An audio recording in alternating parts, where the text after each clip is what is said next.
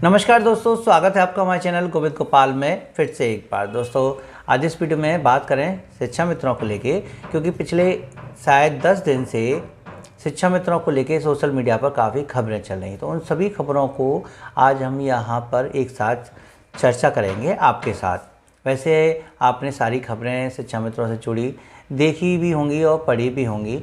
आपने कई माध्यम से उन खबरों को जानकर अपने हिसाब से विश्लेषण भी किया होगा, लेकिन यहाँ हम ये जानेंगे कि आखिर शिक्षा मित्र इतने अधिक प्रयास करने के बाद भी खाली हाथ क्यों रह जाता है। देखिए, सबसे पहले शिक्षा मित्रों के लिए जो बातें आ रही थी वो यही आ रही थी कि शायद शिक्षा मित्रों के लिए बजट में कुछ हो सकता है। बजट वाले दिन शिक्षा मित्रों ने उम्मीद लगाई कि कुछ घोषणा होगी और शायद अतिरिक्त बजट शामिल हो जाएगा उसमें, और हो सकता है कि शिक्षा मित्रों को या तो अधिक मानदेय या नियमित करते हुए वेतन, कुछ अगर ऐसी व्यवस्था सरकार के दिमाग में है तो उसका बढ़ा हुआ बजट में दिखाई देगा। लेकिन ऐसा नहीं होता है, क्योंकि पिछली कई सालों से ऐसे ही बजट वाले दिन शिक्षा मित्र आशा भरी निगाहों से देखता है, लेकिन उसको मिलता कुछ नहीं है। ये भी बताया जाता है कि सरकार चाहे तो अनुपूरक बजट लाके कभी भी शिक्षा मित्रों के लिए अतिरिक्त धन की व्यवस्था कर सकती है, लेकिन बजट को इतनी उम्मीद भरी निगाहों से देखना वास्तविक तौर पर हमारी ही गलती है। इसमें हमें इतनी जो है उम्मीद से नहीं देखना चाहिए कि शायद इसी दिन कुछ ना कुछ हमें मिल जाएगा। उस दिन इतना कोई ख़ास एक्सपेक्टेशन नहीं होता है। पैसों को लेके टोटल अमाउंट बताई जाती है। एक शिक्षा मित्र संगठन के पदाधिकारी ने पहले ये भी कहा कि हम बजट सत्र में विधानसभा के सामने खड़े हैं और उम्मीद करते हैं कि कुछ ना कुछ शिक्षा मित्रों को मिलेगा, लेकिन फिर उन्होंने ही बताया कि बजट सत्र से शिक्षा मित्रों को कोई उम्मीद भी नहीं रखनी चाहिए। तो दोनों ही जो कार्य थे वो एक दूसरे के विपरीत थे, लेकिन कुल मिला के बातें ये आती हैं कि शिक्षा मित्र तो आराम से अपना काम कर ही रहा है, विद्यालय में पढ़ा ही रहा है, लेकिन उसका ध्यान आकर्षित किया जाता है ये कहकर कि हम आपके लिए ये काम कर रहे हैं और ये प्रयास हो सकता है, लेकिन मिलता कुछ भी नहीं है।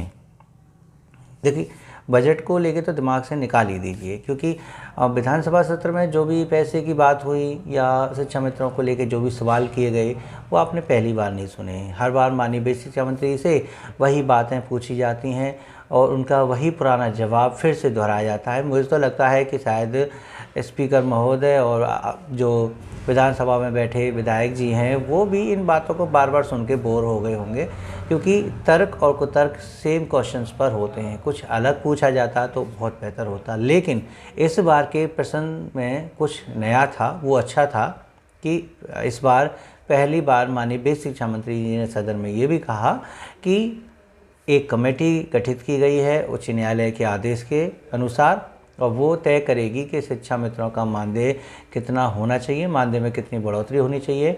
जैसे ही वो कमेटी की रिपोर्ट आएगी सरकार उस पर विचार करेगी और जो हो सकेगा वो शिक्षा मित्रों का मानदेय बढ़ाएगी और उसको लेके सदन में अवगत कराएगी। तो ये अच्छा है कि एक कमेटी बनी है और वो सिर्फ शिक्षा मित्रों के मानदेय बढ़ोतरी के लिए ही बनी है, सदन में दिए गए बयान के अनुसार। भले ही संगठन के प्रयास के बाद जो कमेटी बनी शिक्षा मित्रों के लिए, उसमें शिक्षा मित्रों के स्थायीकरण, नियमितीकरण, 12 महीने का मानदेय और मूल विद्यालय वापसी के आदेश ये सब शामिल थे, लेकिन शायद लगता है कि कमेटी का सारा जो ध्यान होगा वो शिक्षा मित्रों के मानदेय वृद्धि पर होगा। और अब अगला प्रयास जो है शिक्षा मित्र संगठन के द्वारा वो ये है कि माननीय मुख्यमंत्री से कैसे मुलाकात की जाए। आज 14 फरवरी है और 14 फरवरी को भी ये सुनने में आया था कि जितेंद्र सायकी जी के संगठन की तरफ से माननीय मुख्यमंत्री से मिलने का वक्त मिल गया है गोरखपुर में, लेकिन फिर ये भी सामने आया कि 15 फरवरी क्योंकि वो डेट हो गई है किसी वजह से, वो आज नहीं मिल पाएंगे। इस समय देखिए, सबसे ज़्यादा जो मेन बात है कहने के लिए सभी के पास वो एक ही है। जैसे माननीय मुख्यमंत्री जी के पास भी शिक्षा मित्रों की समस्याओं को लेके जो जाएंगे वो भी माननीय मुख्यमंत्री जी यही कहेंगे कि कमेटी की रिपोर्ट आने दो, उसके अनुसार फिर हम आपको बताते हैं। क्योंकि इस समय उच्च न्यायालय का जो आदेश है उसके अनुसार ये कमेटी गठित हो चुकी है, तो उस कमेटी के आधार पर निर्णय लेना सरकार की ज़्यादा जिम्मेदारी बनती है, अपेक्षाकृत इसके कि हम किसी संगठन की मांग पत्र पर उनकी मांगों को पूरा करें। उससे क्या हो जाएगा कि उच्च न्यायालय की कमेटी की रिपोर्ट से दोनों ही काम हो जाएंगे, शिक्षा मित्रों की कुछ मांगें भी पूरी हो जाएंगी और साथ ही साथ न्यायालय के आदेश का पालन भी हो जाएगा। तो अभी फ़िलहाल यही रहेगा, जैसा विधानसभा में बयान दिया है कि कमेटी की रिपोर्ट के अनुसार ही शिक्षा मित्रों को मानदेय बढ़ोतरी की जा सकती है। लेकिन इस बार फिर वही रहेगा कि ऐसा हर बार होता है कि जब भी कोई घोषणा होने की उम्मीद लगती है या शिक्षा मित्रों के लिए कुछ होने की उम्मीद लगती है, तब एक दौड़ लगती है आचार संहिता में और घोषणा होने में कि कौन पहले पहुंचेगा अपने लक्ष्य पर। ऐसा ना हो कि आचार संहिता लग जाए और शिक्षा मित्रों की घोषणा या जो भी रिपोर्ट है वो पहले पीछे ही रह जाए। 16 अप्रैल से जो है बताते हैं कि इलेक्शन शुरू होने जा रहे हैं, तो उसके अकॉर्डिंग शायद फरवरी में ही जो है आचार संहिता लग सकती है, और फरवरी में नहीं तो कम से कम मार्च में तो लग ही जाएगी। लेकिन इतने कम समय में क्या कमेटी की रिपोर्ट सामने आ पाएगी? क्या माननीय मुख्यमंत्री जी उस पर निर्णय लेके उसके लिए आदेश जारी कर सकेंगे? अभी संगठन के द्वारा ये भी बताया गया था कि कमेटी की रिपोर्ट जल्द से जल्द लाने के लिए बहुत मतलब बड़ा प्रयास किया जा रहा है, और शायद कम से कम समय में, ज़्यादा नहीं लेंगे, 1 सप्ताह का समय बता रहे थे कि 1 सप्ताह में शायद रिपोर्ट भी सामने आ जाए। लेकिन प्रयास तो तभी सफल दिखेगा जब वो उसका परिणाम सामने आएगा। तो शिक्षा मित्रों के लिए अब उम्मीदों में बस एक ही उम्मीद बची है, मानदेय वृद्धि। कुल मिला के ये है कि हर पल ऐसा लगता है कि अभी कुछ होने वाला है शिक्षा मित्रों के लिए, लेकिन फिर से वही बातें रह जाती हैं। इंतजार करने के अलावा शिक्षा मित्रों के पास कुछ नहीं रहता है। तो सबसे ज़्यादा ज़रूरी तो अभी फ़िलहाल यही है कि शिक्षा मित्रों को आचार संहिता लगने से पहले कुछ ना कुछ मिलना चाहिए। और देखिए, बात कुछ लोगों को ये भी लगती है कि मानदेय नहीं चाहिए, वेतन चाहिए। तो एक सामान्य सा तर्क अगर हम ये बताएं कि यदि कोई स्थायी होता है, जो यानी उसको अगर वेतन दिया जाता है, तो उसमें केंद्र का भी जो हिस्सा होता है और राज्य का भी हिस्सा होता है। यहाँ तक कि शिक्षा मित्रों जो हैं सर्व शिक्षा अभियान वाले, उसमें भी केंद्र का हिस्सा है और राज्य का हिस्सा है।